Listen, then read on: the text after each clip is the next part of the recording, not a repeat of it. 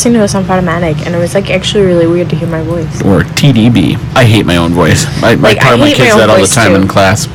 Oh, hi YouTubers.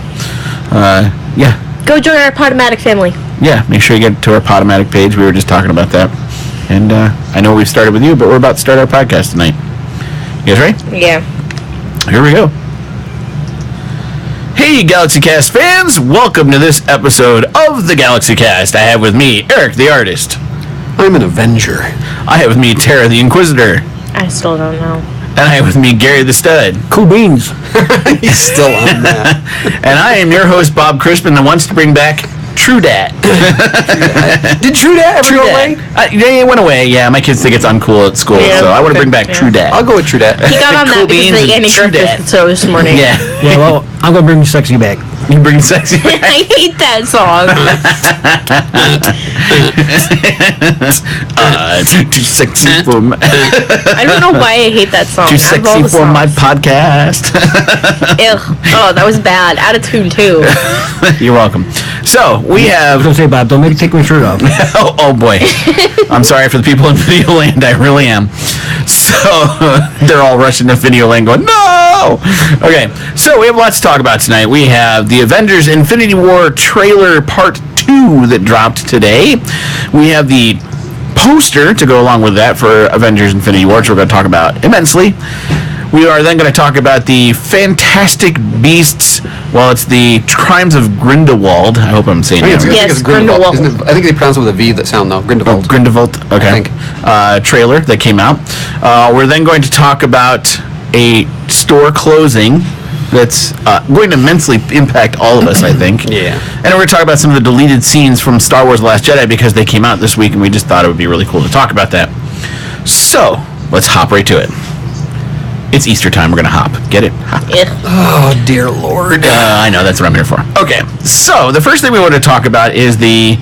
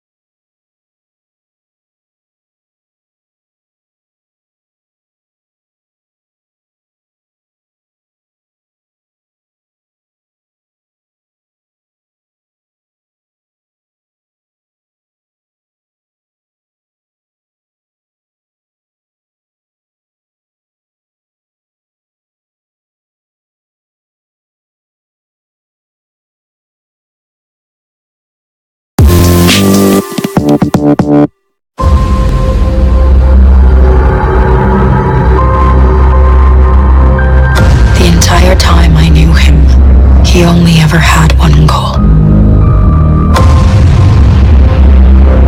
To wipe out half the universe. If he gets all the Infinity Stones, he can do it with the snap of his fingers.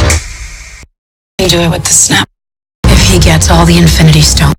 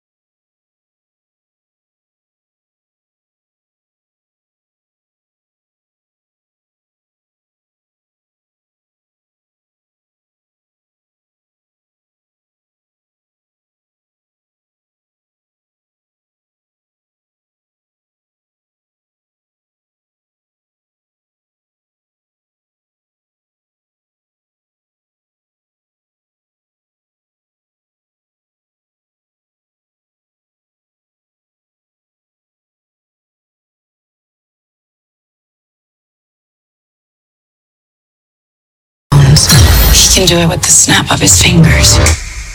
Just like that. Tell me his name again. Thanos.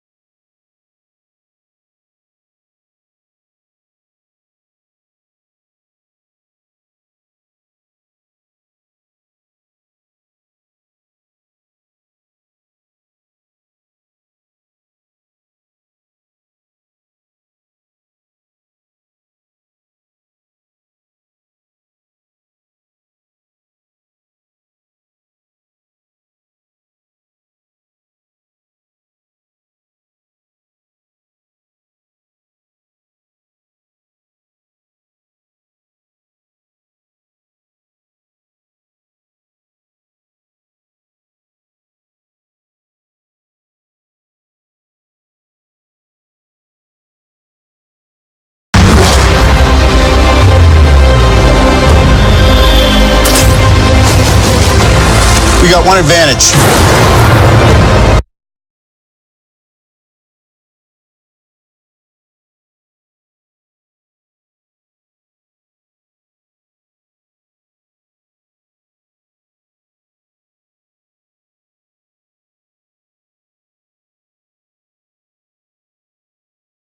He's coming to us. We have what Thanos wants, so that's what we use.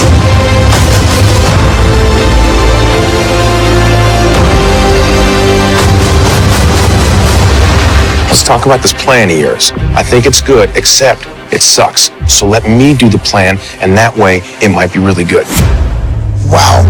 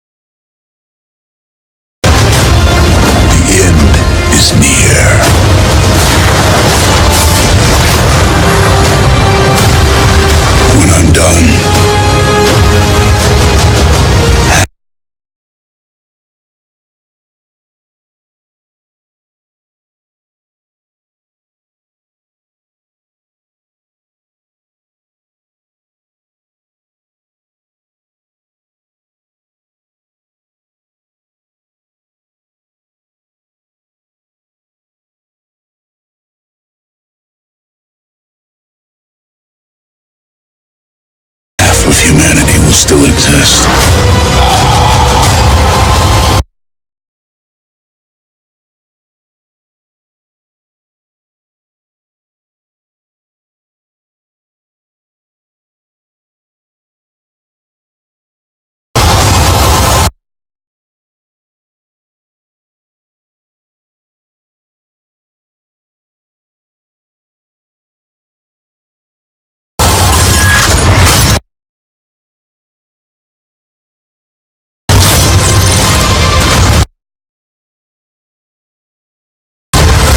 Perfectly balanced,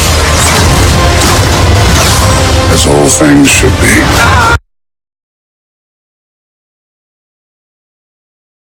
All things should be.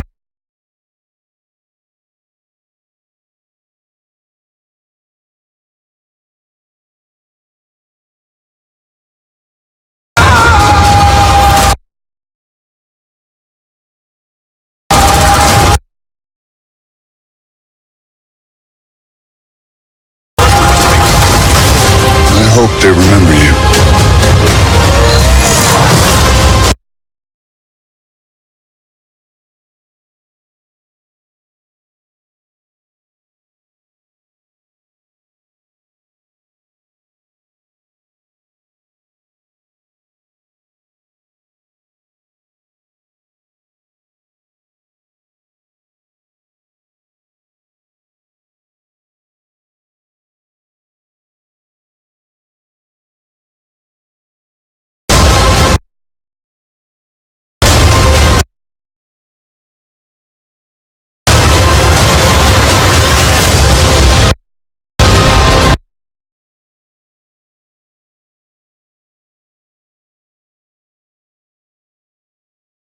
thought that shot actually was pretty gosh darn cool. Yeah, I think the whole movie's gonna just rock. I- Have they released yet its runtime? Like how long the movie is? Yes, it was 2 hours and 36 minutes, the longest ever Marvel movie to date. Okay. They said it will be the longest Marvel movie to date.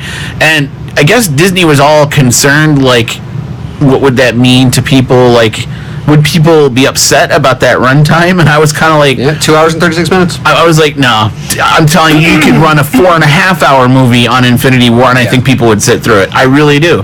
I think people are that stoked about Avengers and MCU that they, whatever you put at them at this point, You, they will... you sit me down for 2.5 hours, I'm going to be loving it. It's quite After Black ironic. Panther, though. I can't imagine anybody not wanting to go in there and spend whatever time they got to spend to watch something like this. No, but if you think about it, it's quite ironic because we had a 3.5-hour movie for Batman vs Superman, and a lot of people hated it. And I think Was it a lot that of long? people. No. I don't It think... was pretty long. No, it was 3 hours, I believe. 3 hours. I think it Still, was that's 3. pretty long. Well, like that's when we longer got than Watch, I this. remember when Watchmen came out. Watchmen was long. That Watchmen was was long. 2 That hours was- and 50 minutes almost, Right, I think. yeah. And here's the thing, I loved it. Same here. There's people I know actually who didn't hate- mind Watchmen. There's I people who liked hated it. Watchmen. I thought it was... Really? I There thought were it was- people that hated It had a Watchmen? lot of hate out there. And I wasn't hanging out with those And I people can then. keep watching it too. I still... That's the thing. I can go back and watch it, and I have I'm no not problem with it. I'm not a What hater is in any way, Watchmen? shape, or form. It's a DC comic that came out in the 90s. Am I right about that? I forget. It came out the same year as The Dark Knight Returns, so 85. 85. Okay, so it was around for a while, and then they made a movie about it.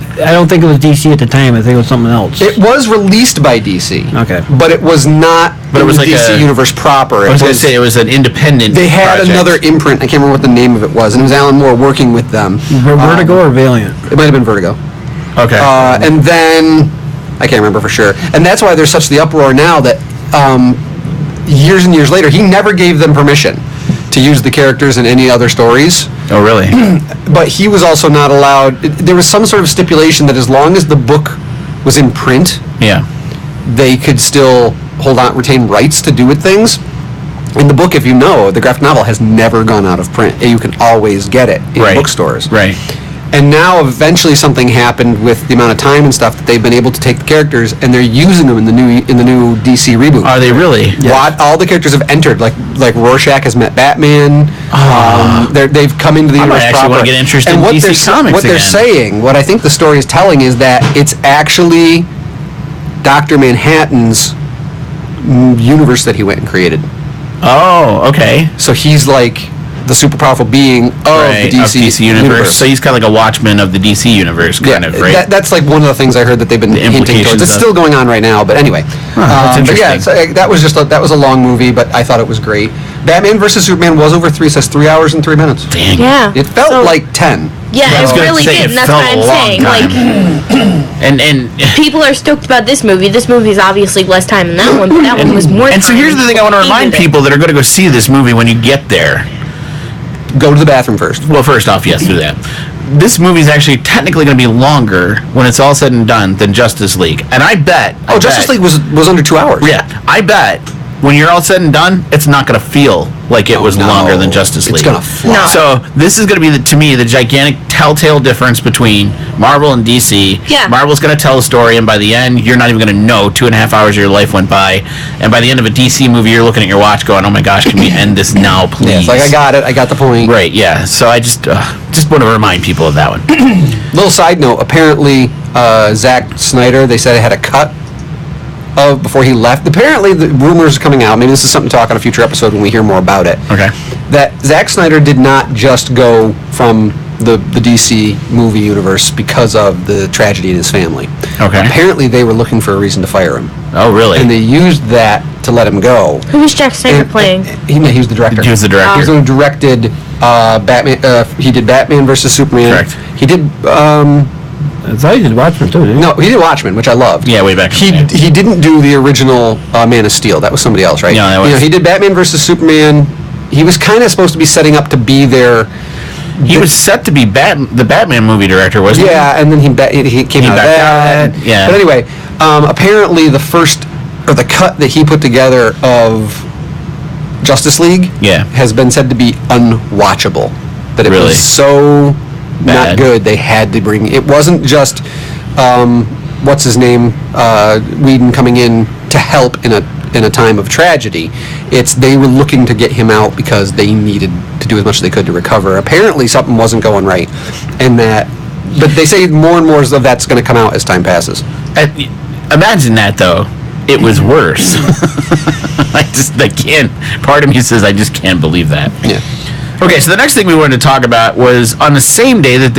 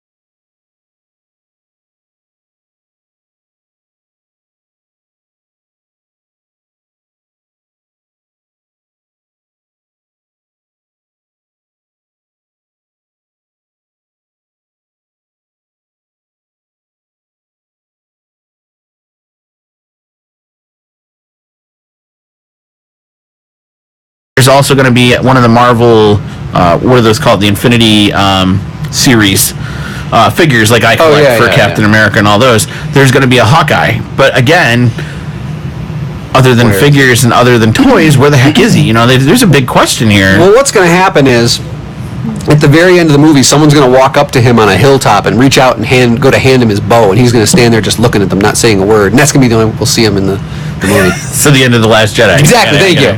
Yeah, I totally get it.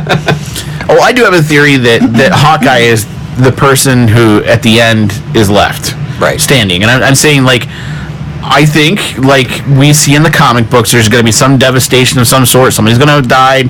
People are going to be really injured. The Avengers are going to be completely down and out. And I think, ultimately, Hawkeye is going to be the guy who goes back to other people to tell them, this has happened and we got to help Earth. You know what I mean? And we got to do something about it. I mean, they have to get there eventually. Otherwise, they won't get all the Avengers actually in the series. True. And then we're missing another two people who have been exposed already. And we've already seen trailers for them for another movie. Right. Which is Ant-Man and Wasp. Yeah. So where are they in all of this? And they're not even I was even kind of earlier going, are they in the poster really small or something? And I don't see them. But there's nothing there. I have yet to find anywhere where It'd be great if someone did has them standing on the end of Peter Quill's gun or something. Or just it's so in tiny. The garbage on the bottom or something. You just couldn't see it. And if you take a magnifying glass to it or something, you can find it. But I couldn't find it. I see the Invisible Woman in there. She looks good. Oh, there she is. Whoa. So, it's interesting that there's certain characters we're not seeing, but I also think it's a hint to all of us. Oh, yeah. It's a tactical move. Right, it's a tactical move. There's certain characters they have to keep alive in order to continue on with the Avengers and everything that's going to happen in the aftermath of all this. So who do you think's dead?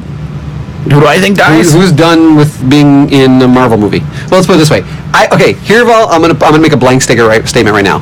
None of them are done being in a Marvel movie. No. Even if they die in this movie, I'm telling you right now. There'll be flashbacks. Not only flashbacks, it's comic book stuff. Right. Yeah. at the end of stage 4 or something, how awesome could they tease at the end of a movie with Captain America? He died in this. We don't see him for 8 movies. He comes out of a shadow. He didn't die. What, something. It was Kree. The time stones or the Skrulls. We've talked about that. With my Skrull theory. I'm telling you. I'm telling you right now. I don't think any of them. All of them have stipulations in their contracts that they can come back.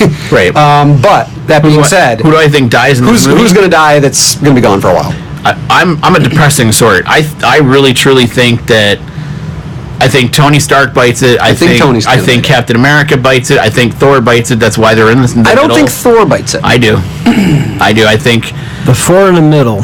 You think You think it's the 4? Yeah. You think it's Black Widow? It has to be. Black Widow. The thing Thor, is, Black Widow's Captain supposed America, right now. They've announced she's getting her own movie. Doesn't mean she can't die. Flashback movie. It takes a history of stuff that happened before. Well, it could be a whole backstory on her. Right. Yeah, that's true. Kind of an homage, like she's dead now, so let's learn about where she came from, kind of moment. I think also part of the Guardians team dies here. I think you're actually going to see Drax die. You think Batista's done with playing? Yeah. He won't be in Guardians 3? I don't think so. I think you might see Mantis or even Groot go in this particular movie. Sorry, kid. I just think... Well, the problem is Groot can go over and over again, and they can keep growing new Groots. Yeah, but the problem is they have to get the right twig. Well, not only that, but I think if we talked about it in the podcast, Groot's not Groot anymore. Right, it's a new Groot. It's a new Groot, right. Okay, I just didn't know if you guys knew that. Okay, here's a question. Who do you think's definitely safe? Who's definitely safe? Yeah, I say Doctor Strange and Black Panther top tier, and Scarlet Witch and Spider-Man. Scarlet Witch. I was just about to say Scarlet Witch and Vision. I think are going to have to be part of the new Avengers, so I think they're safe. I don't know if Vision's safe. I he's going to lose the stone. He'll lose the stone, but he's still conscious. He will.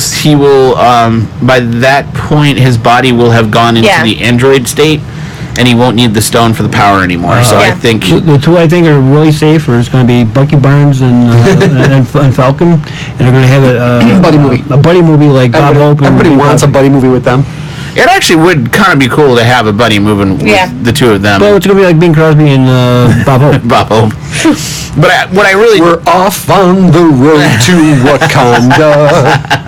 But what I could see the two of them doing is vying for the role of Cap. Yeah. After the loss of Cap. Yeah, that kind of buddy movie. I think it's Bucky. He'll become the metal encased. I think Cap. so. Yeah. It in the scheme of things, it makes the most sense. Yeah. And then have Falcon as a partner to him, and I could see the two of them in mourning for Steve, working together in honor of Steve. I totally could see that being a thing. The other one I see safe is Hulk. And that's only because they've just started progressing his story. Well, they've talked about how he's got a 3-part story arc through 3 movies, and we've seen the first in Ragnarok. I think there's going to be something even more extreme happening here. Yeah. I think we're going to see Hulk get separated from Banner? Yeah. Okay. That's what I think. Before we go off any further on it, you know why there's not another Hulk movie? Something about the rights, right, or something. Universal owns the rights to it. Yeah, so they can't do an individual movie with him. They can do the team movies. Yep. Yeah. Right, they bought the rights to do him with the Avengers, but not to do it individually. It's amazing how these rights work. I know, right? I mean, the Spider-Man rights, all that. Yeah. So I just think it'll be interesting. I really think it's going to be a lot more devastating than people think. I really do. I do think, by the way, because Tony dies, I think War Machine will become the new Iron Man. Now, here's a question, though. So it's supposed to be a fun movie. Mm-hmm. Are they really going to end it Empire Strikes Back level of depression, and just everyone's going to walk out of the theater going, "Oh"? They have to. It's a tricky proposition because every Marvel movie, if people may pass away or something happen, it ends up you're like, I had a great time, I had fun. This has to end that way. But I think that's what'll make this one of those great Marvel movies, is it will have that kind of ending where you'll be like, oh my gosh, and I think Disney's playing it smart. At least I think. If they're doing it the way I think they are, they're playing it smart in that they're not gonna give any hint to that actually being the thing. So think about it. That's what worked for Empire. Nobody had any idea that was the ending, right? Disney's got to play that off, because otherwise it won't have the impact that it's gonna have if that's the ending and if I'm right and that's the way it plays out. So See, this is a movie I haven't bought. I know a lot of people already bought their tickets. I haven't bought my tickets yet, but I'm going to have to see I it haven't very bought it yet. early in the run because I I don't agree. want it ruined for me. I agree. I'm going to have to stay Yeah. off social media and all that crap again, Yeah. too, just so I don't ruin it. I still go back to my original theory, if I am right and all these guys die. So I'm just saying this right now for people who are watching and maybe get upset if all these characters die. I still think there's a reason for all of this, and they're not dead like we think they are. Read up on the Skrull War. You'll find out what I'm talking that about. would make sense why Captain America went to Nomad. Yes, and they could reboot and do all that, and Yeah. still. And here's But the thing. it's a hard sell because if they are Skrulls, why are they fighting so hard for good? Because They had to have play the role. Yeah. Because remember, the Skrulls. The whole To point the point of being killed? Sure. Yeah. The whole point of the Skrulls is they had to infiltrate and be believable. They're like, I always think of them as like a really anxious terrorist organization. They're going to infiltrate, and they're really going to infiltrate what you're doing. Yeah. I mean, to the point that you believe you're there. I don't know, it's a hard sell. In comics, you have a lot more time to explain that, to get into the nuances. You could, but They it's did tough. it good with Earth's Mightiest Heroes, though, because when they killed off everyone except Captain America found out really quick that the rest of the team was Skrulls. And that's where I say, like, Cap could come back, but it might not be Chris Evans. Yeah. Because you could say, well, That wasn't the real quite Cap. look like the real Cap. Here's the real Cap. And you could find a new Captain America, reboot, you know what I mean? Like, you get this really cool way to kind of reintroduce all the characters all over again with brand new actors, brand new.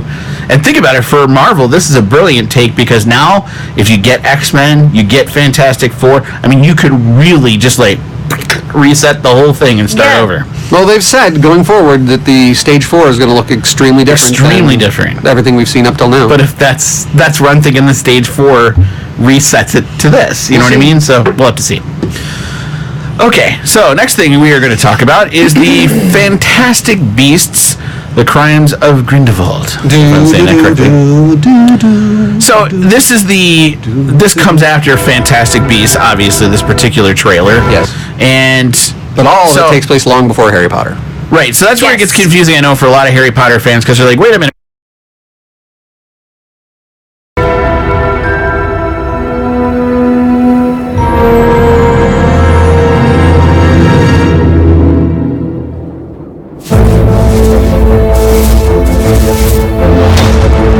I have some questions for you, Professor. This is a surprise. There's a rumor that Newt Scamander is headed to Paris.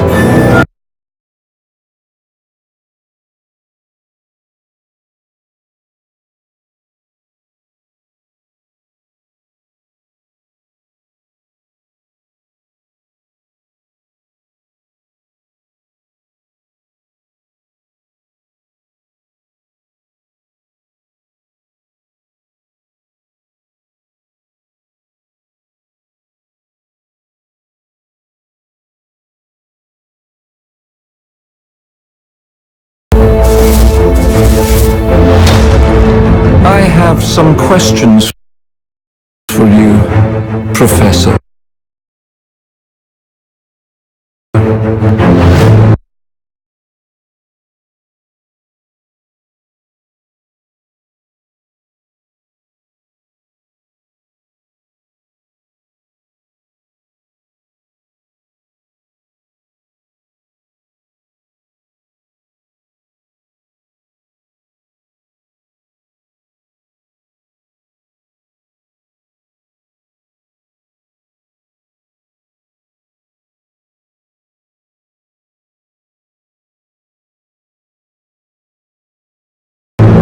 This is a surprise.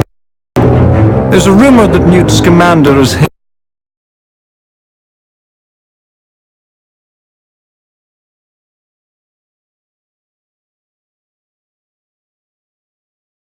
Surprise. There's a rumor that Newt Scamander is headed to Paris.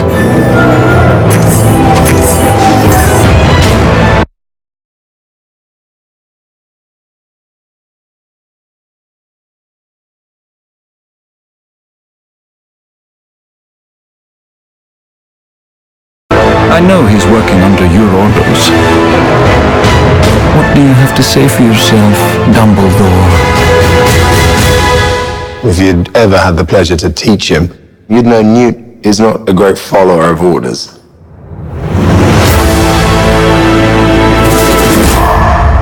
The time's coming, Newt. When you're gonna have to pick a side. Are you going somewhere? No, we're going somewhere. Jeez.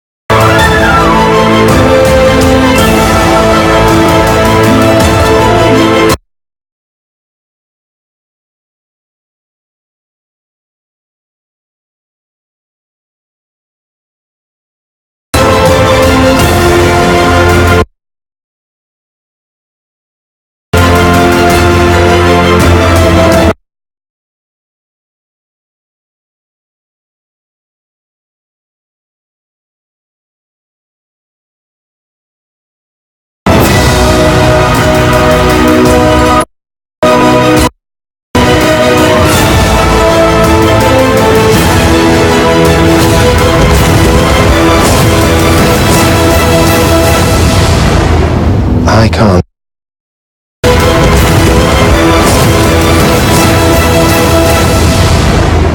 I can't move against Grindewald.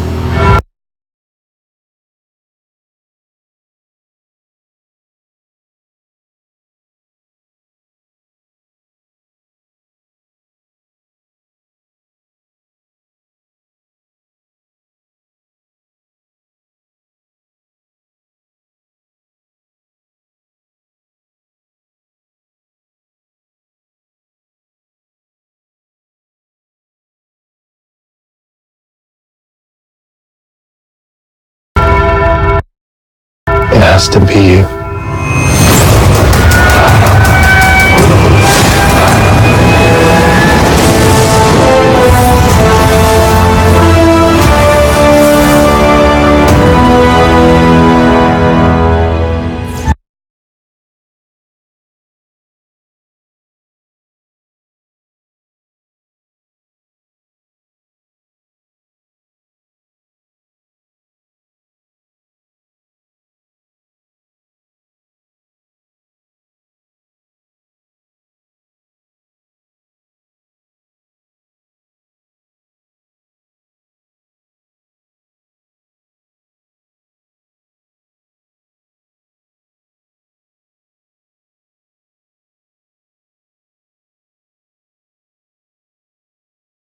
And because I didn't have much of an interest, but I enjoyed it so much, I'm kind of interested in seeing the second one. Yeah, and the trailer does a perfectly fine job of making me not want to see it. It's a very good trailer. So, and I gotta admit, like, again, being a non-Harry Potter fan, like, I watched the first one because my kids forced me to watch it 3 million times. And I think that's why I got turned off to Harry Potter, because there was an entire summer where my kids did nothing but watch Harry Potter at every moment. We had a DVD, and I actually... Harry Potter, the Sorcerer's Stone! Yeah, it was almost like I wanted it to be a VCR tape so it would break.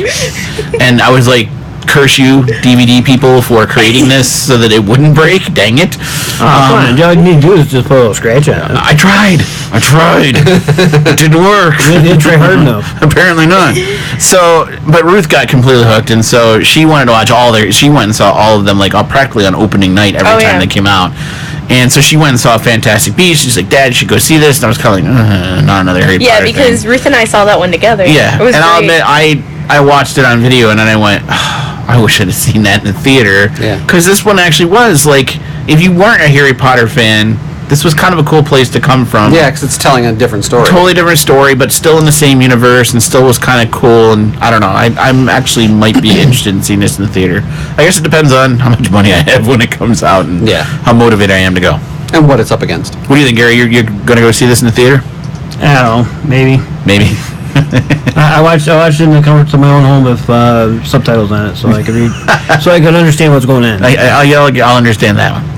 So. Okay, so I want to talk about this one because this was a big story this week, and it cuts in so many different ways, and I don't even know where to begin with this. It has been announced that Toys R Us is closing all, let me say it again, all of their U.S. stores. I don't want to grow up. Too bad you have to. Right. There's so many memes out there about that, too. The creditors said wipe them out. All of them. I have mixed feelings about this. Like, I get what's going on here. Toys R Us is just not making money. I guess, Eric, you said the big thing. What was the big thing they were getting ragged on about? They're talking about, in the articles, and what they're saying is they can't keep up with Amazon and other, online stores and stuff like that. They're trying to pay out the big bad online store. Yeah, the online's killing retail. But from what I heard, there's definitely a lot of talk, and you saw it going into their stores. Their stores felt old. The money they did get when they were still doing well, they say they didn't invest in upgrading technologies and a new infrastructure to keep up with the times, and so they fell behind. And once you fall behind, and then you're not making the money you used to, then it's even harder to catch up. And so they said, yes, there definitely is the aspect of the Amazons and the online and all that, but Toys R Us probably made some wrong decisions. Made it worse. As they went along. Yeah. Part of me also says these retailers, and I'm talking about all of them because Toys R Us is, bankrupt. Best Buy's in trouble, from my understanding. I know Macy's went bankrupt. Macy's is gone. We've heard that Field and Stream's in trouble. We've heard Dick's Sporting Goods in trouble. There's a lot of companies that are reeling. And part of me says they're doing it to themselves. I think part of it is when I go into a store, I go into a store for customer service. I don't go into a store. Well, I go for two things. First off, for the customer service. I also go to look at products. Yeah, you want to be able to see them in person. I want to pick it up. I want to play with it. I want to be able to, experience the product in my hand. And what I've experienced a lot lately at retailers is I go to the store, what I want to be there, not on the shelf. Especially at Kohl's. Kohl's, yeah, let's not go there. So part of me says, and then I get the response when I ask, hey, when you guys start carrying blah, blah, blah, the response I always get is, well, we had it for a week, but you can order it on our online store. And so part of me is you're actually shooting yourselves in the foot because you're suggesting to people to go to your online presence and get it and send it to your physical presence. I want to go to your store and have the product. Now, maybe I'm old-fashioned. Apparently, I am. They can't have everything. I mean, there's limited space. There's limited display. But when it comes to popular products, it seems like they have limited space. When it comes to something that's not so popular, for whatever reason, they create space for that thing. And I just... There's something about that I just don't get. Toys R Us used to be all about having the most popular toys. I mean, think about... I think back to the days of, when you went in for Star Wars toys... It was floor to ceiling, usually an aisle, right, of Star Wars toys, and not and I'm talking about floor to ceiling. You had massive amounts of Star Wars toys. Now when you go in there, if you were to go to something that's very popular, and I don't want to say Star Wars necessarily is, but if you were to go in for Matchbox cars, right? Hot Wheels. I was trying to search for my nephew over the Christmas holiday break, and they had barely anything in Hot Wheels in there. And I'm like, how does this happen?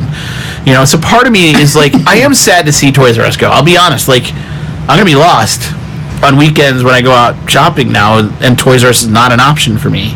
And so part of me says they're actually forcing me to become an online retailer now. Retail giants are forcing me to do that because I'm not going to be able to find it locally.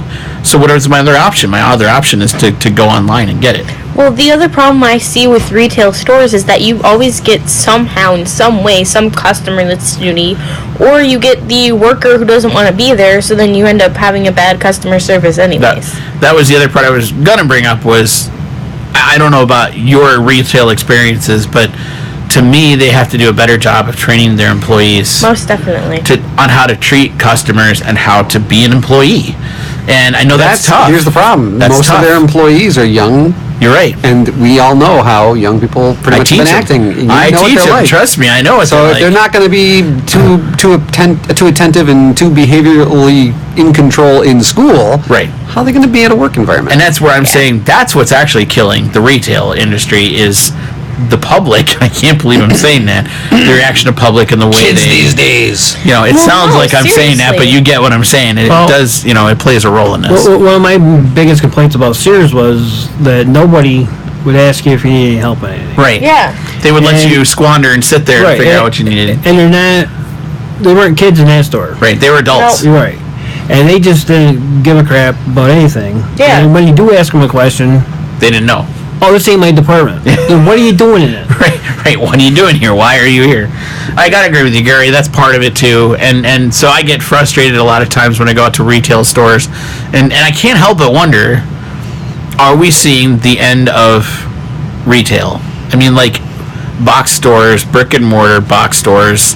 And that's a lot of Is this where jobs. Amazon's going to come up and say, hey, we're now going to start having small stores everywhere. So I was gonna say, and you order and it's there the next day for you. I was going to say, I think Amazon's smart choice decision could potentially be what they've presented an idea to their executive board. It's called drop points.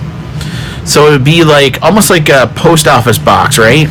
Where there would be drop points, and if you ordered something on Amazon, it would go to your local drop point, and you would go there and pick the package up out of like almost like a P.O. box type of thing.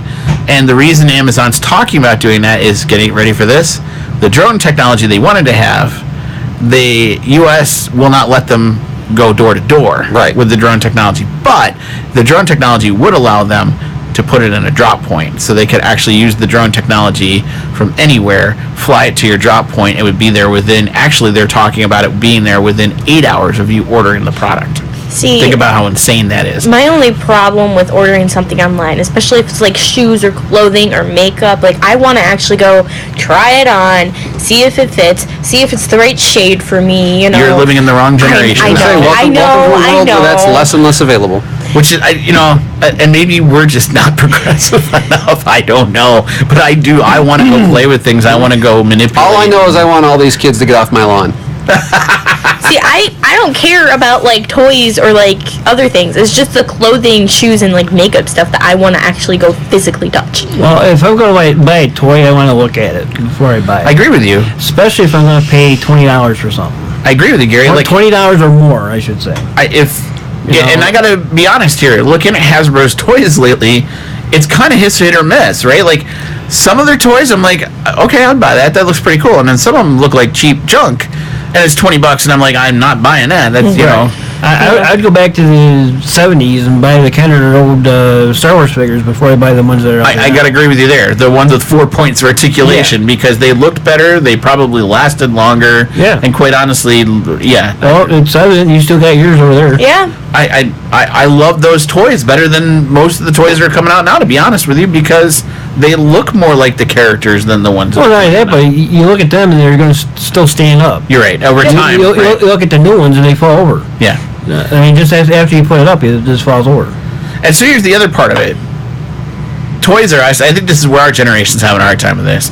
Toys R Us, we grew up with it. I mean, we grew up with Toys R Us. I mean, you're joking around, Eric, but at the same time, I think there's some truth to we're all a Toys R Us kid. We wanted to grow up with Toys R Us, and then even as an adult, most of us are still gravitating back to Toys R Us for our own kid. And so now with Toys R Us gone, now here's the thing about Toys R Us, and my dad reminded me of this. Toys R Us killed the mom and pop toy shop. They did. And everybody got mad at Toys R Us about that, right? So all these mom and pop toy shops got killed off because Toys R Us comes along and they can offer product cheaper, faster, quicker, more efficiently than the mom and pop toy store can. So now they get killed off by the next company that comes along and says, but we can offer it quicker, more efficiently, and cheaper than everybody else. So I found it interesting, too, that I don't know if you guys pay attention to stocks. I really don't often pay attention to them. But the same day that Toys R Us stocks fell because of the announcement, so did Mattel, so did Hasbro, so did, there were like 3 other companies that were all tied to Toys R Us. And I have to admit, like right now, there's not many places to get like action figures for G.I. Joe. Are they going to have to start shopping to Amazon or Walmart or Target to start selling their products? Like, yes, right now Walmart sells some Star Wars toys, just as an example, but they definitely do not have the selection that Toys R Us has. So now are they going to have to shop to Walmart and say, can we buy more shelf space off of Walmart because we just lost all this revenue from Toys R Us? I don't know how that plays out. It's going to be interesting to see. The other interesting thing that's going to see over the next couple of weeks is they're going to have to liquidate inventory. That is going to be cray when they liquidate inventory. You know it is. People are going to be going crazy over whatever it is Toys R Us has got. I mean, it's going to be an extravaganza, I guarantee. I just feel bad for all the employees. That's the part I feel bad about. That's like a 10,000 strong workforce or something like that. They actually said 32,000 employees nationwide, 800 stores. I mean, to me, that's the more devastating part of this. Who's going to pick that up? I mean, and who's going to pick these buildings up, too? I mean, like, they're gone. If you just think about the number one job in America today, it's customer service jobs, and that's what this is, customer service jobs. So, unfortunately, we no longer are a Toys R Us kid. Nope. Okay. I never really was. I was a KB guy. I loved KB. You know, I liked KB, too, to be honest with you. I did. I liked the customer service guy at KB better. To me, they had a better selection. It's such a small store. Yeah. Well, that's what I'm saying. Space-wise, they were better at using the space.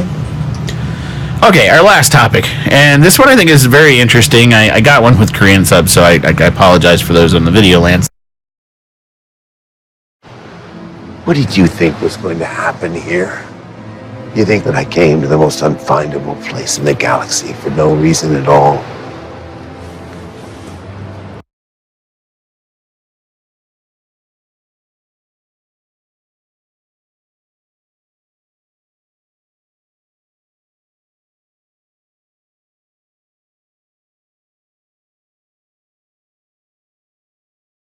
What's your jacket?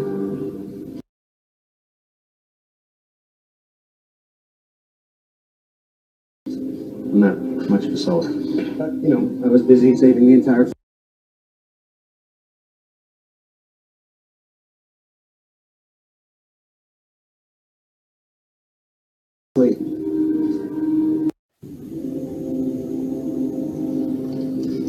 You vermin may draw a little blood with a bite now and then, but we will always win.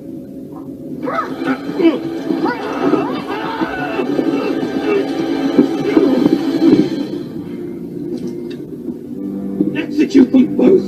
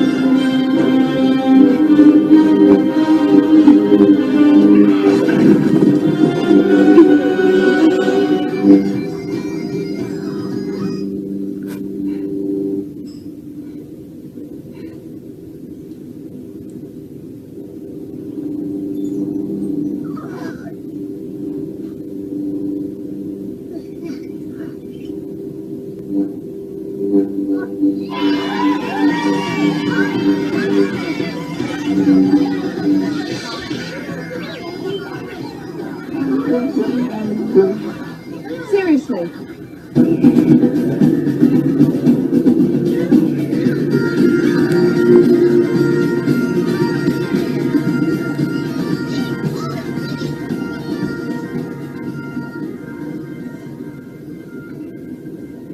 Raven Thunder.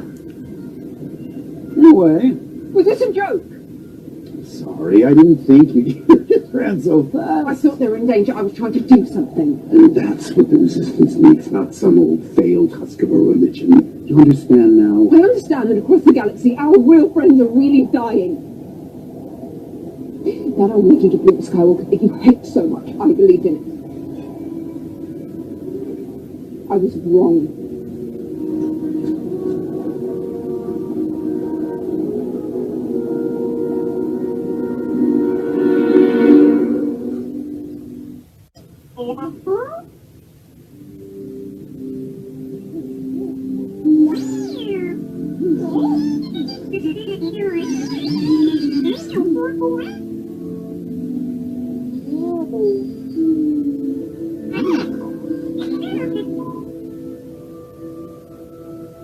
We'll see each other again. I believe that.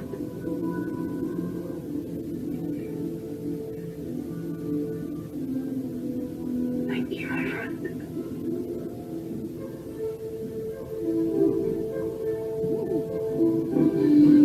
That was kind of weird that you recorded that. Thank you.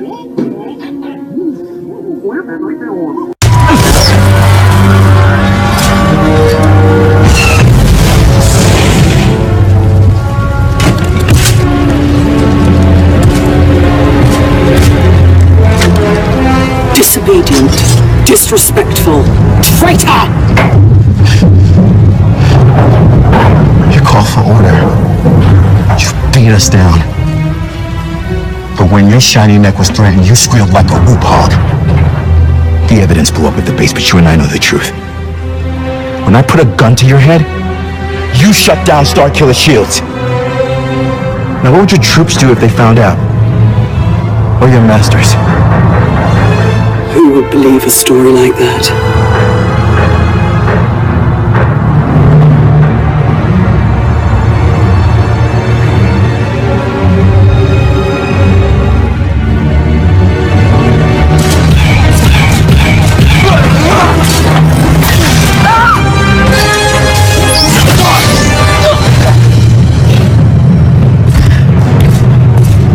You were always scum.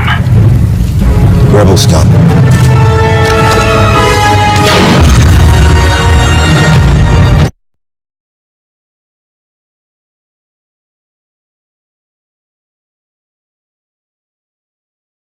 So what do you guys think of these deleted scenes? I mean, did they help the movie? Did they hurt it? I mean, were there any on here that you're like, yeah, that's got to go back in the movie? None of them save it for me. Okay. No. That's the problem. It's not like there's a big revelation scene in any of these cutscenes. I gotta agree with you. That changes drastically. I mean, that was a nice touch with him, staying in front of the stormtroopers. You were a traitor too. I like that. Yeah. I don't mind if I don't think I would have minded if that scene had special effects finished and was added back in. Yeah. I do agree. Like I said before, I think the one shot, even though you said it's not really necessary, the BB-8 in the video of Rey saying goodbye to him, I think it does add to his whole motivation as to why we saw him trying to sneak onto a ship and escape. Okay. He would seem much less of a not a coward, but like he's running away from the danger, which is what you kind of felt. Even though he did say, I'm going to find Rey, it felt a little like running away. But with that scene added back in, it would have felt much less like running away. You would have kind of seen his motivation more, and I think that might have helped a little. Okay. Disney has said, by the way, that these scenes will not be ever put back into the movie, and they've also agreed that in The Force Awakens, it's not like they're going to do the George Lucas thing where they do this super ultra awesome version of Star Wars and put all these deleted scenes back in. They have agreed that is never going to happen. So part of me says it doesn't matter how much we debate it. Doesn't matter anyway. Disney said they're not going to do it. So some of the scenes are interesting, and some of them I'm not. I don't know if they would have changed the movie per se at all. The structure of the movie is still the same. I think that's the part a lot of people have problems with, and unfortunately, that part of that these deleted scenes don't deal with that at all. So. Yeah.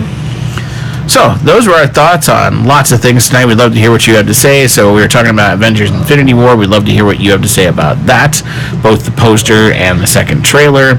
We would love to hear what you have to say about the Fantastic Beasts movie that's going to come out soon. We'd love to hear what you have to say about Toys R Us closing. I'm sure you all have lots of feelings about that. And, of course, the Last Jedi deleted scenes. So, contact us on galaxycast@gmail.com or go over to our website and contact us there, or you can find us on Twitter and Facebook and YouTube, as you always can. So we're going to be back in just a little bit. We're going to watch the next episode of Star Wars Rebels, and we'll be back to talk about that. So we'll see you on the other side of the break. Okay, Videoland, we're going to pause for a little bit and watch a show. We'll be back. I got to be negative Nell, Yeah. No, not you. Oh. Hello, YouTube land. We are back on. We just watched Boring but exciting. kind of emotional episode of Rebels, I think. Kind of emotional? Kind of emotional. He gets Okay. emotional over super things. Well, I was emotional about it, too. Yeah, he was cheering. Yay. Me too. It's about time. Okay, we ready? Yep. Ready, Eric? Ready. Okay.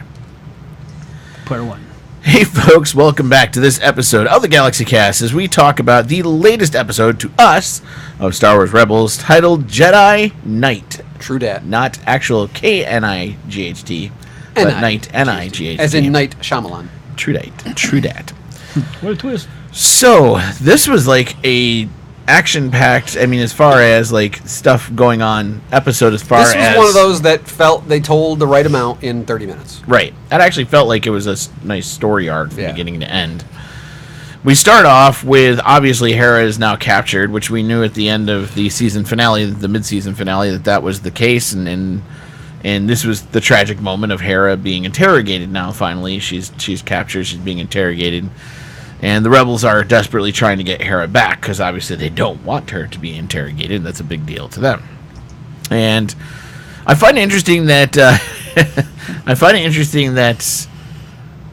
we tried all sorts of tactics on Hera, but none of them are working. She seems to be holding off almost as well as a Jedi.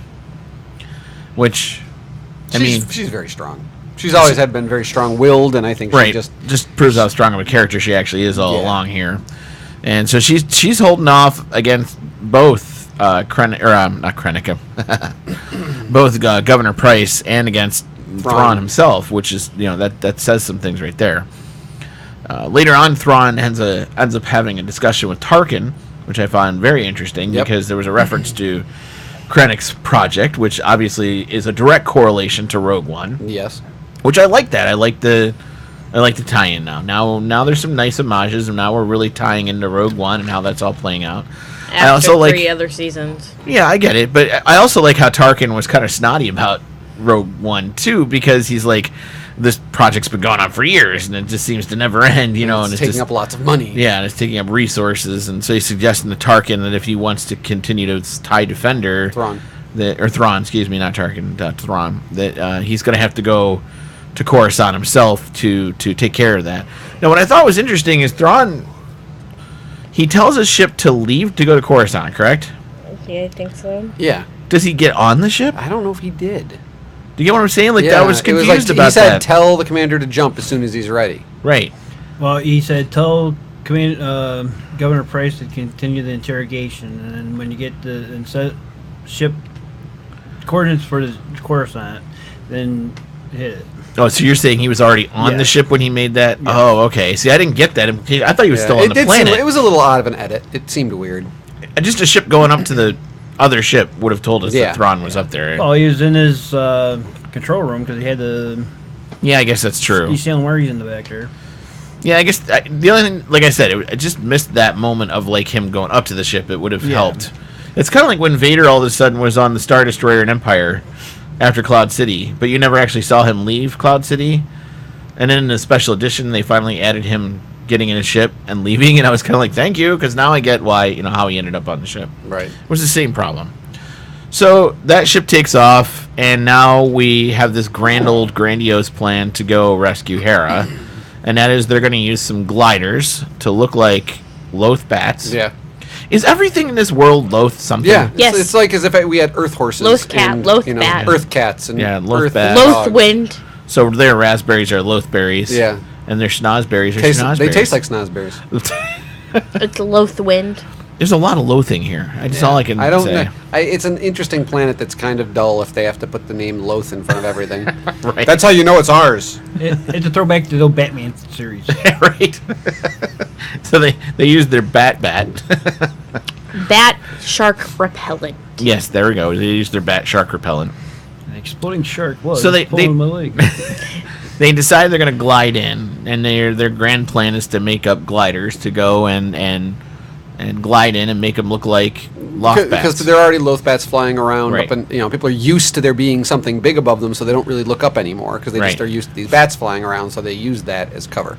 And then we go into one of the weirdest moments in the episode, at least to me, we have a montage, which I saw coming. We don't get very many montages. No, we don't. And we got one. Which I saw one coming. For some reason, I saw a montage. And the montage was two things. It was them creating the gliders, which we knew was going to happen. But then we see the montage. It totally should have been to the A-Team music. Yep. You know,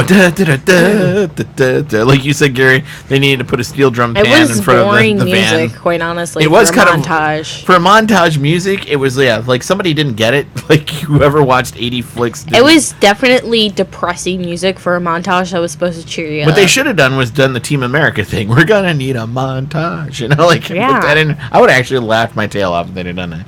But the other montage was just really weird. Total aside, you ever see montage on Robot Chicken? Yes, yeah.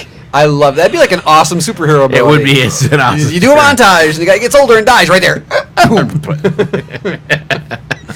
So in the montage, we have the weirdest moment, which is Kanan decides to cut his hair and shave. And dye. Right, and dye it. So like he's now Sinead O'Connor in the spotlight with shaved head. And, well, I don't think his hair. I don't think he dyed his hair. I think his hair just looked since it was shaved down to near the skin, it had a different color look to it. But I don't think he dyed it. I think for St. Patrick's Day he dyed it red. So that's where I'm going. No. See, when he cut his hair, he cut all the gray out. Oh, okay. So now it looks red. Yeah. Is that what you're trying to say about Yeah. my hair? Yeah. Yeah. You cut the gray out and it's red. Exactly. You know, you just did the Emperor. No, right? I know. No. Exactly. That's why I did it that way. Oh, okay. So we have our montage moment. We have the new Kanan, who is now disgustingly ugly. It was a weird haircut. I'll give you that. He's blind. He didn't have a mirror. And he didn't have a mirror. Well, that's okay. So later on, he says that. And I that's think the part he was going, joking. Was that a joke Yeah, it or was a not? joke. But it was a distasteful joke and a really bad moment. Am I wrong? I mean, like, No, she said your hair's really ugly. So he's like, well, I didn't have a mirror. He's like, I I'm guess blind. I didn't get it. Hello. I was too worried about everything else that was going on at that moment. Where I was like, is this the moment to be joking around? Like, besides, she's drunk anyway. So well, this is true. She is half drunk and half off her mind. Yeah. So I thought that was a weird moment. So we get our gliders together and Our blind glider. Our blind gliders, yeah. We get our gliders together, and Ezra and Sabine get into TIE pilot costumes, which actually made sense. Why not? Yeah. But why didn't Kanan have something? I don't understand. Did they not have 3 TIE pilot costumes? Well, No, they only had the one. His whole plan was to just break right in and rescue I guess her, that's so. true. You Besides, he had necessarily disguise. need one. They wouldn't recognize him. Yeah. I don't he's think a Jedi. I don't think they would have acted normal if they said, "Oh, there's someone outside the window." Oh, it's just a stormtrooper. We're fine. I guess that's true. What? He's a window washer. So they glide in, and to do this, we have a speeder bike drive as fast as he can, almost like a kite, and he releases all of them. Yeah. He tows them and releases them.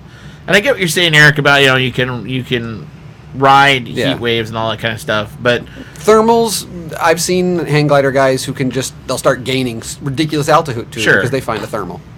But can you be accurate with thermals? I guess that's my other thing. No, but in terms of it was a weird moment, but it didn't ruin the whole scene for me. Okay. It was like, So they glide into the city. Now this is where I do think it gets a little weird. So the stormtroopers don't see them at all at first, which, okay, they went past the Lothbats. I'm like, yeah, that's. But then they go over the city. Right. And no one notices. No one notices? I mean, like, I get that there's Lothbats in this one area, but there's not Lothbats throughout the entire city, and these gliders go flying by. Well, he uses the line later, people don't look up. Okay, yeah. But I think that scene would have been better served if they just lit it differently. If the streets were bright and it was really dark above them rather than perfectly lit. Right, and it looked like a shadow going over. You only got a sense of the shadow passing over, and you had to be looking for it to see it. The scene would have been great. But I think they like they do with a lot of their scenes, everything's really well lit. Nothing is put into shadow. Right. And that makes the scenes not quite work. And that, but they're probably used to every TIE fighters and everything else flying overhead. So maybe. But then we have the most convenient moment of the entire episode. They find a nice landing pad right there on the domey part of the command module. I mean, it's perfect. Just enough for 3 gliders. 2. How? I just... 3, because... 3. Oh, yeah. Yeah, there were 3 of them. So at this point, I mean, I assume that's a landing pad for the small little lifts that we saw them flying I'm thinking around so in, too. You know, but yeah. it was like It was kind of like perfect fit. It was just a little too convenient. Yeah. Like I said, every dome has them. So at this point, Kanan's acting really weird, I think. Don't you guys think, like... Oh, yeah. The minute he meditated on, he was acting really weird. He even says to them, may the Force be with you, which he never says that when they split up. Right, ever. And so that was kind of a weird moment. He decides he's going to go get Hera. The other two are going to go get a ship and meet up with him and get him out of there. And so that they break away into two different separate directions. And he gets maglev... I guess. Magnetic lock. Magnetic climbers. Almost like, as Gary pointed out, what movie was that from? Mission Impossible. Mission Impossible. Yeah. Ethan Hunt. Ish. So he starts climbing the building to go find Hera. Meanwhile, the other two go get a ship. That seemed pretty easy, by the way. The pilot was really stupid. Yeah. Here, let me show you where. She just punches him. Gee, what with this table is the pilot? Ian is. Ian. And who was calling himself stupid earlier? Ian. What? I'm lost. Wait, maybe Eric. Maybe it's Eric now. I don't know. Maybe we've traded. It's Austin the Numpty. We all know it. No. So what are you saying? Austin's smart? Because if that's our level of smart, then that's sad. Well, you never know. Maybe actually smarter than the person that I'm talking about. He's smarter than your average bear. Could be. Pooh Bear.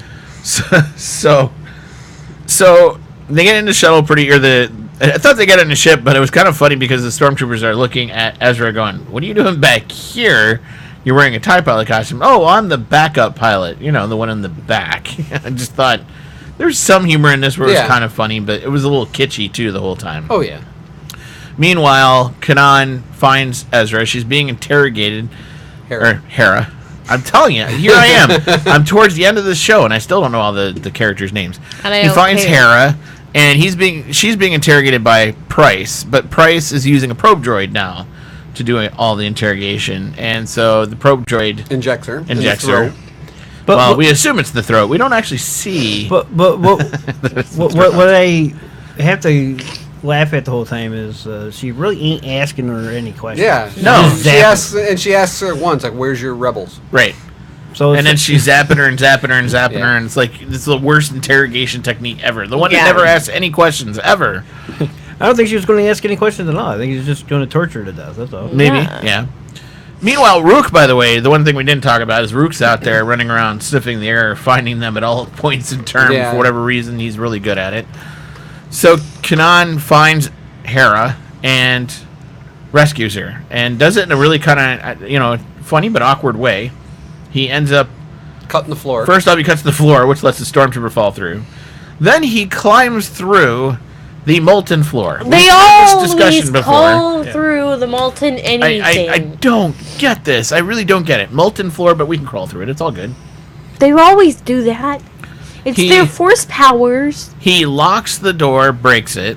Right? Am I remembering that correctly? Sticks it with the lightsaber. Yep. Yeah. Then he takes Hera out of the restraints, and she is definitely... Well, before that, he stabs the probe droid. That's right, he stabs the probe droid. Kicks it down the hole. Yep. And he takes the other stormtrooper and force throws him out the window. Yes, and he found Mace Windu. Right, and he now knows where Mace Windu is. And and she hated that droid. She did. She totally hated that droid. And he decides to try to rescue her at this point. By the way, on the way to getting her, he finds her toy as a kid that Thrawn was... The piece of artwork. Right, the piece of artwork that Thrawn was kind of trying to manipulate her with, and it didn't work. I don't know why that didn't... What Thrawn was thinking. I'm not sure what the whole point behind that whole scene was, other than to get the toy back in her hand. I mean, that just seemed to be a kitsch thing to do. So, the two of them decide they're going to leave. Well, I think he did learn something from her, though. What's that? Because you mentioned that one piece and the brother. Right. And she kind of clammed up on him and never denied it, said yes or anything. That's true. So, in a way, he got something out of her. I guess, yeah, in a very distant way, he got something out of her. So the two of them start escaping by going out the window that they just threw the stormtrooper through, which took me a minute to realize, oh, that's right, that's why it's open. And Rook goes after them. And the stormtroopers come in the room, and, all sorts of weird stuff happens here, and they start climbing to get to the top. Meanwhile, the other two... started acting really weird, too. Well, she's She's still drunk. intoxicated. She's still intoxicated with the Whatever. It's the still serum was she weird. got injected with. They get to the top of the dome, and that's where she tells him she loves him. Right. Part of me wanted to say, duh. You know, this is kind of like when my oldest daughter came to me and said, hey, my boyfriend and I are now dating. And we were all, remember, Gary, we were all like, yeah, no kidding. Duh. So she watches this podcast now. I'm now disowned by my oldest daughter. But anyway. So, and this is where the show kind of got... I'm not quite sure what was going on with the gunship part of it. You know, they were just kind of it seemed flying around. to take forever for that to get together. Well, I think what their plan was to get in the gunship and wait until they heard where these two were, right, and then take the gunship over. But it didn't seem like that. Like, I don't know. It took time. It took a while. It took a while for us to get to that point. Meanwhile, Hera and Kanan are caught by Rook, and now they realize they have to get out of there. So they try to get back Rook to... knocks away Kanan's lightsaber. Right. And then Kanan throws Rook over the edge with a force push. Right. And then And he also all of a finds sudden, Mace Windu. stormtroopers all over the place shooting at them, and they decide they got to take a glider and get out of there. Right. So they get on a glider, and of course the glider gets hit. It starts burning. It burns pretty quick. Apparently, it's not a Built very... out of a material. It's like a material covering. Yeah, it was material covering, so it started burning quick. Yet when they landed, did you notice that it wasn't really on fire all that bad? I was like, wait a minute, what's the concern here? It didn't seem to be all that bad. I might have, I don't know. Yeah, you puncture a wing, you lose your airfoil. Yeah, I and guess. All of a sudden, you... So they land, of course, they land near the fuel depot. Yeah. Why the fuel depot? I'm still trying to figure that part out. What was They the point wanted behind to using the... blow up. A tall building that they could climb up. I guess. And here's the but thing, if you're at a fuel depot, you expect people not to shoot at you. you would think, Yeah. right? I mean, yeah, I guess that's true. But maybe that's the reason why. Yeah. Meanwhile, that's when Price finds out that that's where they're heading. Which, how did they know they were heading there? Maybe they're watching just the fire glider. trail Yeah, and the that's glider, where they it's could see going. them going. They had a pair of binoculars There you go. and a tracking device. There you go. So Price decides they're going to use the AT-ATs to go after them. She tells them we're going to get them with walkers, and they climb the largest tower in the fuel depot. And that's, in meantime, on the actual gunship, the Mandalorian, Sabine, thank you. She tells Ezra to hang on. Yep, we got a call from Kanan. We know where Turns the ship sideways, dumps all the stormtroopers out, which I thought was actually a really funny moment. They are like, really killing a lot of stormtroopers. They were. Like, there were stormtroopers dead everywhere. And they're all the same way. They're all dropping out into their of the deaths. sky. You know, I'd hate to be on Lothal because stormtroopers are falling out of the sky now. Like, ah! Well, Robot Chicken can add there you go, that scene in, again. yeah. I hate working on Lothal. So... I should have never transferred here from Coruscant. If that many fall, it's like it's snowing. Right? It's always white stormtroopers falling from the sky. Maybe that's why. I think we're gonna get like 2 feet today. Instead, you got 6, 3 arms. So meanwhile, they take the gunship. They go to the actual fuel depot because they've heard through the radio now that's where they're going to be, and they try to attempt to rescue Kanan and Sabine. Just where they make out. Hera. Kanan and Hera decide to finally kiss one more time, and that's when the bad part happens. The Governor Price catches up with them with walkers, and they decide to shoot the fuel cells. And when they shoot the main fuel cell, of course, it starts to explode. At this point, Kanan realizes they're not going to make it out alive, so he uses the Force to try to contain the explosion. Hera tries to come back after him. He catches her in midair, and he pretty much throws her back into the ship and then throws the ship out of the way. Yeah. I thought it was interesting that his vision came back here. Was it because they knew he was going to die? Like, did he get his vision back because he was using the Force that much? Or was it just because he was on his deathbed? Well, how do you know? What do you mean his vision came back? Did his eyes change? His eyes, yeah. I didn't notice. They came unglossy and they came green again. Oh, I didn't notice. Yeah, I very much caught that. Did you catch that, Gary? I caught it. That they changed back. The wolf told him. Yeah. Did they really? In the episode before. In a vision. Oh, in the vision. Well, remember when he said, "Tell me what I got to do." Okay, so you're thinking the wolf told him that he's got to save them and all that, and he'll get his vision back, and it'll be the death of him and all that. Yeah, it's his vision quest. Ah, I get it. Okay.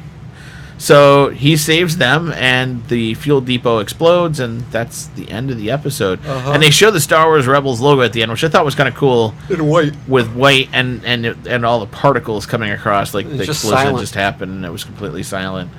I do have one point here, though. If the fuel depot exploded, is Price dead? In the I think they were shielding in the walkers. But you get what I'm saying, right? Like, that was a big explosion and a pretty big aftershock. I think the walkers can take it. They're pretty heavily shielded. I don't know. I mean, like, part of me says, I don't know if that...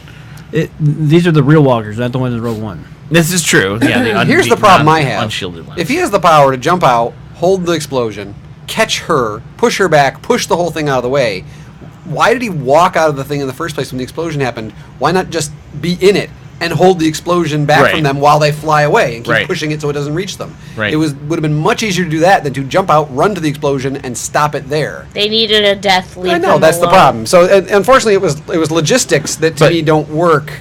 It's almost an unneeded sacrifice. Yeah, you know what I mean? almost. Like, I get what you're saying, Eric. Like, and I did have to admit, like, when all these people were telling me, I see that's where she was giving it away during the episode. I don't know if you'd seen it. I didn't realize. And I knew Kanan was going to die before we watched this episode because, unfortunately, some of the stuff has gotten through my social feed. Right. And part of me was sitting here going, okay, well, I hope it's a worthwhile death. And now looking at the episode, I'm kind of like, I'm not sure the sacrifice was necessary. It was done well. It was done well. Visually, it was all fine and dandy. But I go when back you think to the about logistical thing. He could have stayed. Necessary. No, he could have stayed in the thing and held the explosion back while they flew away. Correct. Well, look at the long term though. Well, I know they got to kill them off somehow, right? No. Long term. What did that explosion do to Lothal? Think. Well, it blew up the command center. All the fuel on the planet is gone now. Oh, I get what you're saying. What's going to run the factory now to produce the Defenders? Oh, I get what you're saying. So by making that sacrifice, he's made it impossible for the TIE Defenders to be produced? Is that... Oh, okay. So like an ultimate sacrifice kind of moment. But man, I shouldn't have to think that hard to... You know what I mean? Like, I don't know. Hard thinking. It wasn't that hard to think about. Yeah, that wasn't hard thinking. I think it was. You're overthinking everything, though. Yeah. I guess so. You're good at that. But at the same time, this show has never given me... I don't know. Exactly that. It hasn't given me anything. You have to go from being on the Z team to going to the A team again. You see, you were worried about Governor Price dying in the explosion. I guess it was, yeah. I was more concerned about Governor Price than I was Kanan. How sad is that? And not only that, but not seeing the factory being shut down now and everything else. Yeah, I get it. So, what'd you guys think of the sacrifice of Kanan? A worthy moment here? Well, I think what governor running a place where she knows she needs the fuel in her right mind would say, shoot the fuel tanks. Well... It's become personal for her the whole time. It's become personal. Instead of saying shoot the fuel tank, she should have said shoot them anyway. Just like, and they should have fired and been not accurate enough and hit the fuel tank. But the fact that she said shoot the fuel tank, well, she's hoping that the fuel tank would have took both the ship and yeah, of course. But it also destroys their factory production. But the that rebel cell is gone. Yeah, and it doesn't for those couple people. It doesn't seem worth it.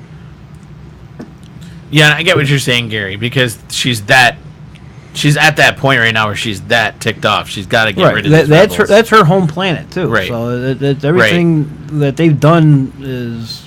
And fuel can be replaced, but getting rid of these rebels is top priority at this point. I get what you're saying. Right. I know what you're saying too, Eric. I'm like on both sides of this.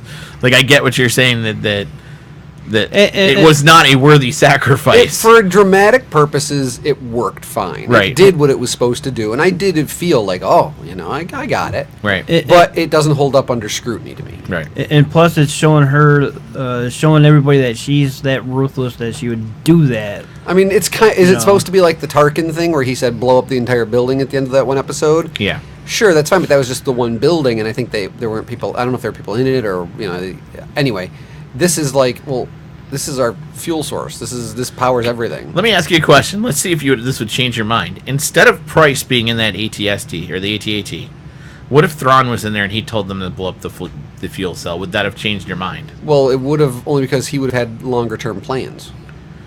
True. He does everything for a reason that's not immediate. He thinks it through. But what if he's so blinded by I got to get rid of these guys? He doesn't get that way.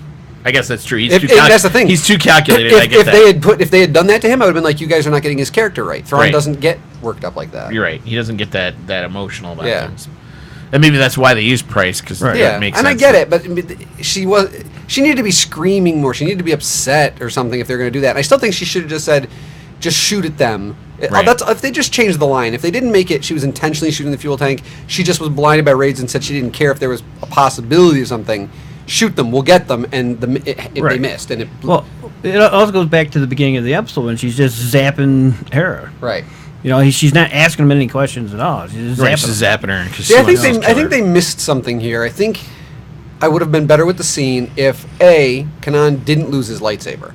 Yeah. And in the end, they're up there, they're about to leave, the shot happens, he turns around, deflects it, and it bounces back, hitting the thing. It starts the explosion, and he's got to stop it. He's standing right there. Right. Now he's not in the ship. Yep. He's standing. The explosion wasn't that whole shoot the fuel tanks intentional. It was a little more of an accident. Just those couple little changes, I'd be fine with the whole scene. I'd be like, oh, that's awesome. He almost caused his own death by trying to save them, and then he realizes they have to get out of here. And I would have liked that whole scene much better logistically. Right. So it's almost like they made those choices purposely not to do that by him losing his lightsaber and stuff. And I would have liked that better. But so let me ask you guys, what was your favorite part of the episode? I liked Drunk Hera. She was funny. Yeah, I mean, just like some of her comments where she's like, I wonder how he's going to get in here, when she's seeing him, and then when he cuts the floor and she's like, I hate that droid. And just her responses were really good, and I thought that was it. I've been waiting for that kind of character interaction between these people, stop being stoic with each other and actually react to each other. And so I liked the whole scene between her and Kanan and talking and actually her being kind of silly, because I feel like I was finally seeing those two really interact with some emotion. Yeah, like you actually felt like there was actually some connection. Some connection there. It took them all this time though to get to that point. Yeah. That's the sad part. I mean, for me, I thought that my favorite part, and I can't believe this is the part that I liked the most, was when she tells Ezra to hang on, and she just turns the ship on its side. Yeah, that was good. I just kind of dumped it. And then I liked the scene after that where she was blowing the ships up, and the one tried to turn and attack her, and she just gets a better angle on it. I mean, that whole scene I thought was actually really well put together. No, she had a worse angle, but Ezra reflected the shot. That's right, Ezra reflected the shot. So, Tara, which would have been nice foreshadowing to them being shot at again in that ship, and it causing the thing that happened. Right, Tara, what was your favorite scene? Death. Kanan's death. I had a feeling. Gary, what was your favorite? I liked Hera getting tortured, and then her getting drunk. You're dark. Yeah. No, it's stuff that needs to be done. And it hasn't been done right up till this point. Right. What was something missing from this episode? What did you guys think was missing? What would have been? They should have taken Han Solo's line, and after he rescued her and she fell out of the thing, she should have looked at him and been like, "I feel awful." And that whole line right from being tortured would have been great. Put that little thing in, but they didn't do that. Okay. Gary, what was missing from you? More death. More death. Gary, what about you? In a way, I do agree with what Eric's saying. There, instead of Kanan deflecting the lightsaber bolt, have Ezra do it. Oh, that would be better. Yeah, he makes the mistake, and Kanan has to stop the explosion. Okay, that's even better. That's even better. And then it's then all of a sudden Ezra has to deal with the guilt behind it. Yeah, the Padawan. God, why are we writing this dang show? Sorry, it's too late now. I know I get it, but Filoni wrote it. So. Right. Yes. But sorry, Gary. That's. I like that. I like the combination. I think that works really good. That would have been better. Yeah, but it's okay. I mean, I don't hate it. Right. It still got to the moment. It just felt right. And I really hate this where you have to read a book to understand certain characters and stuff like that. I learned an awful lot about Governor Price from the Thrawn book. Right. Okay. So I understand where she's coming from in this whole thing, because you've got that extra information. Right. So you ready for this? This is gonna be really dumb when you guys are gonna. I really wanted her to look at him and say, "I love you," and all I wanted from a response for him. I know. If they would have done that, I would have been like, "Yes!" I thought he said something kind of like that though. Like, didn't she say "I love you" and he said something like, "You're." No, she said something. It was a different line. It was it was very unlike I know. Even if it wasn't I know, but something like it. You know what I mean? I just wanted an "I love you," I know. But you know what? It would have been awesome. It would have been an awesome throwback. And I don't think it's cliche. I really don't. But instead of having Hera say "I love you," have him say it to her. And have her say "I know." See, that was the one I was thinking. See, now this is even better. He says it, And she's all in her drunk voice like, I know. I know. Yeah, see, that would have worked out that great. would have worked because that would have been a tribute to the line done entirely differently. Right. And looking at it from a completely different perspective, and I would have been cool with that. We should be writing this show. I told you we should have been writing this show. LFL needs to hire us. Yep. So, those are our thoughts about this episode of Star Wars Rebels titled Jedi Knight. Definitely, I know, an emotional one for some of you. I don't know if it was so emotional for us. Let's rate this one because we did not rate this one. 0, don't bother, 10 being a must-see. I'll start this one off. I actually would rate this one about a 7. You know, it wasn't a must-see. There were some really cool things in it. I mean, it's a must-see in that Kanan dies. I mean, spoiler alert, if you haven't figured it out yet. And so that in that return, I don't know how it's going to play out in the bigger picture of things. As Gary points out, now we're out of fuel. We got about 5 left to go, I believe, after this one. So, you know, I mean, it's huge in that regard. Were there some gaffes in this episode? Absolutely. Yeah. Were there some things that didn't make sense? Yeah, there were. Like Eric said, the death seemed like an unneeded sacrifice that didn't need to happen, which is bothersome to me. I also was a little bit bothered by some of the plot line and storyline just seemed slow. And then you threw a random montage in there. Why? Yeah. Like, what?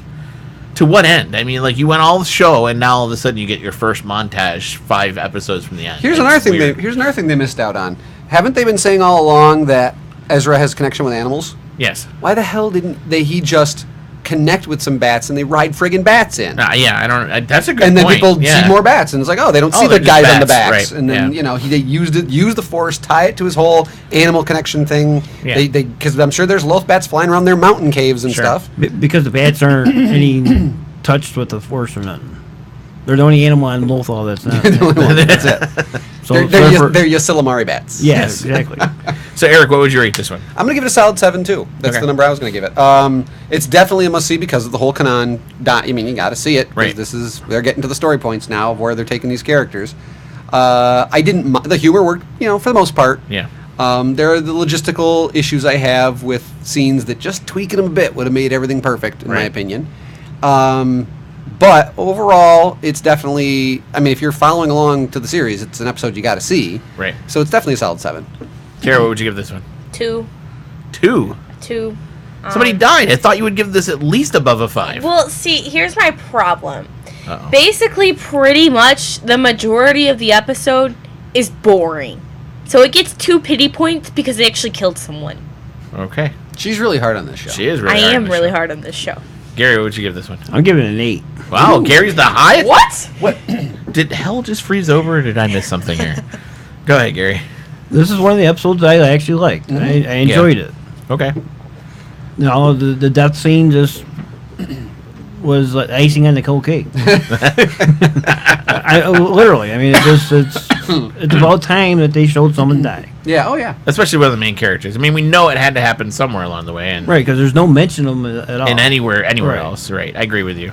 So, All right. You've seen the rest of the series. yes. I don't know what's coming up, but I I haven't wonder yet if either, we get a Eric, Kanan so- if we get a Kanan ghost at least once.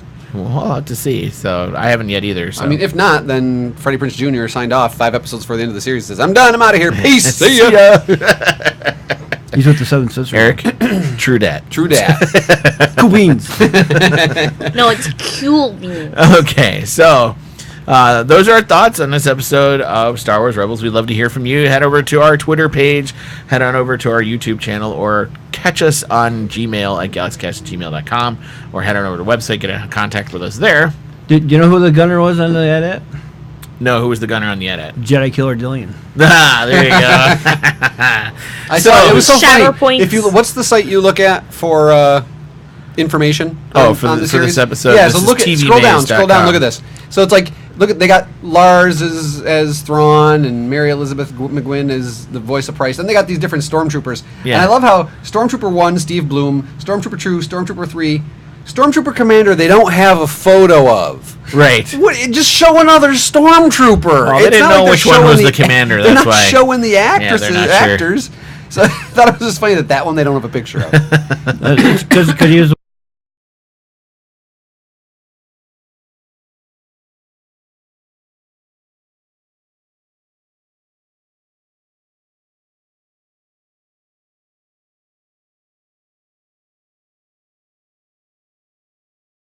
going to Tashi Station to pick up some power converters. And charter points. Wow, that was a lot of right there. Okay, so thank you, YouTube land. I hope you put up with us for this whole podcast, and thanks for hanging in there. We'll be back next week. See ya.